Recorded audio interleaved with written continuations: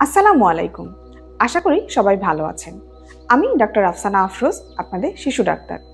আজকে আপনাদের সাথে একটি খুবই গুরুত্বপূর্ণ বিষয় নিয়ে কথা বলবো। আর সেটি হলো শিশুদের সর্দি কাশি দূর করার জন্য 5টি অত্যন্ত কার্যকর, নিরাপদ এবং ঘরে বসে সহজে করা যায় এমন রেমেডি। অনেক মা বাবাই আমাকে সবসময় জিজ্ঞেস করেন, ডাক্তার, বাচ্চা একটু সর্দি কাশিতে ভুগছে, ওষুধ দেবো নাকি ঘরোয়া কিছু করলে ভালো হবে?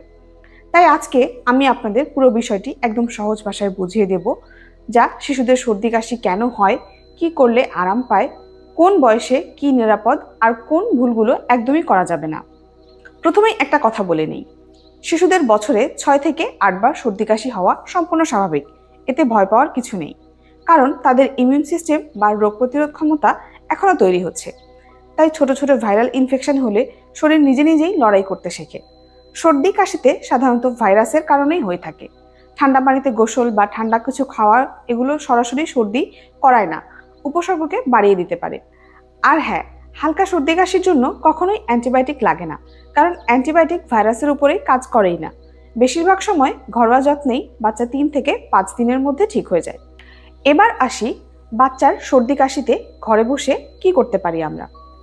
আজকের প্রথম রেমেডি হলো গরম পানি এবং গরম স্যুপ। এটাকে খুব সাধারণ মনে হলেও এর প্রভাব অসাধারণ। গরম পানি নাকে জমে থাকা কফকে পাতলা করে, গলার শ্লেষ্মা নরম করে, কাশি কমায়, আর বাচ্চার শরীরকে ভাইরাসের বিরুদ্ধে লড়াই করতে শক্তি দেয়। 1 বছরের বেশি বয়সের শিশুকে বারবার ছোট ছোট চুমুক দিয়ে হালকা গরম পানি খাওয়াতে পারেন। সঙ্গে হালকা কুসুম গরম চিকেন স্যুপ, ডাল স্যুপ, সবজির স্যুপ দিলে আরও ভালো হয়। তবে মনে রাখতে হবে, 6 মাসের কম বয়সী শিশুকে পানি দেয়া যাবে না। তাদের ক্ষেত্রে শুধুমাত্র মায়ের বুকের দুধই যথেষ্ট। আর যদি বাচ্চা বমি করে তাহলে অল্প অল্প করে খাবার দিতে হবে। দ্বিতীয় রেমেডি হলো মধু। তবে মনে রাখবেন, 1 বছরের কম বয়সী শিশুকে কোনো অবস্থায় মধু দেওয়া যাবে না। 1 বছরের বেশি বয়সী শিশুর কাশি কমাতে মধু সত্যি ম্যাজিকের মতো কাজ করে।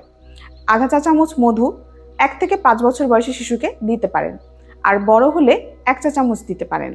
রাতে ঘুমানোর আগে মধু দিলে বাচ্চা খুব আরাম পায়, কাশি কমে এবং ঘুমও ভালো হয়। গবেষণায় দেখা গেছে মধু অনেক ক্ষেত্রে কফ সিরাপের থেকেও ভালো কাজ করে। তৃতীয় রেমেডি হলো বাষ্প বা স্টিম নেওয়া। তবে খুব ছোট বাচ্চাকে সরাসরি স্টিম দেওয়া যাবে না।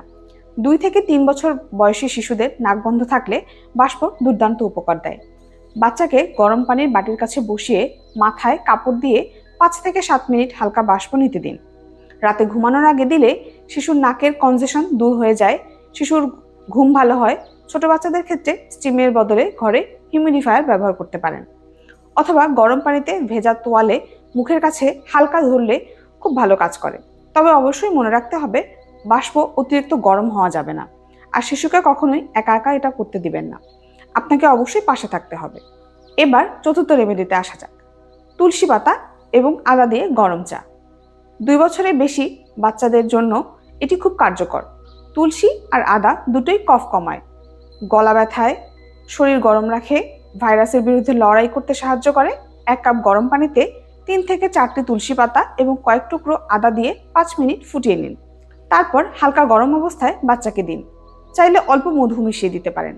দিনে 1 থেকে 2 বার দিলেই যথেষ্ট। তবে খেয়াল রাখবেন, চা খুব গরম যেন না হয়।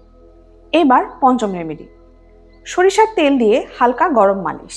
এটা অনেক পুরনো কিন্তু অত্যন্ত কার্যকর একটি পদ্ধতি। 2 থেকে 3 টেবিল চামচ সরিষার তেলে 2 কোয়া রসুন ভেজে নিন। তেল হালকা গরম থাকা অবস্থায় বাচ্চার বুক, পিঠ, গলা আর পায়ের গোড়ালিতে ভালোভাবে মালিশ করুন। এতে শরীর গরম থাকে, কনজেশন কমে, কাশি কমে, বাচ্চা খুব আরামে ঘুমায়। তবে অবশ্যই খেয়াল রাখতে হবে, তেল যেন খুব গরম না হয়। আর 6 মাসের কম বয়সী শিশুর ত্বকে কোনো রিয়াকশন হচ্ছে কিনা সেটুকুও খেয়াল রাখতে হবে। এখন একটি অতিরিক্ত কিন্তু অত্যন্ত গুরুত্বপূর্ণ রেমেডি বলে দেই, স্যালাইন নেজাল ড্রপ। নাকে লবণ পানি অর্থাৎ স্যালাইন দিলে নাকের ভেতরের কফ নরম হয়, কনজেশন কমে, আর বাচ্চা খুব সহজেই শ্বাস নিতে পারে। এটি নবজাতক থেকে শুরু করে সব বয়সের জন্যই নিরাপদ। প্রতিবার খাওয়ানোর আগে এবং ঘুমের আগে 2-3 ফোঁটা স্যালাইন দিলে দারুণ কাজ হয়। বাজারে এটি আপনি নরসল ড্রপ নামে পাবেন। এখন বলি, হালকা সর্দি কাশির সময় কোন ভুলগুলো কখনোই করবেন না।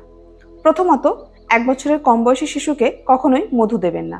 দ্বিতীয়ত, শিশুদের ঠান্ডা কাশির ওষুধ নিজে থেকে কখনোই দিবেন না। তৃতীয়ত, বাচ্চাকে খুব ঠান্ডা বা গরম পরিবেশে বারবার আনা নেওয়া করবেন না। চতুর্থত, বাচ্চাকে খুব মোটা কম্বল দিয়ে ঢেকে রাখবেন না, এতে উল্টো শ্বাসকষ্ট বাড়তে পারে। পঞ্চমত, বাচ্চাকে জোর করে নাক ঝাড়তে বলবেন না, এতে কানে ব্যথা হতে পারে। সবশেষে সবচেয়ে গুরুত্বপূর্ণ বিষয়, কখন বাচ্চাকে অবশ্যই ডাক্তারের কাছে নিতে হবে।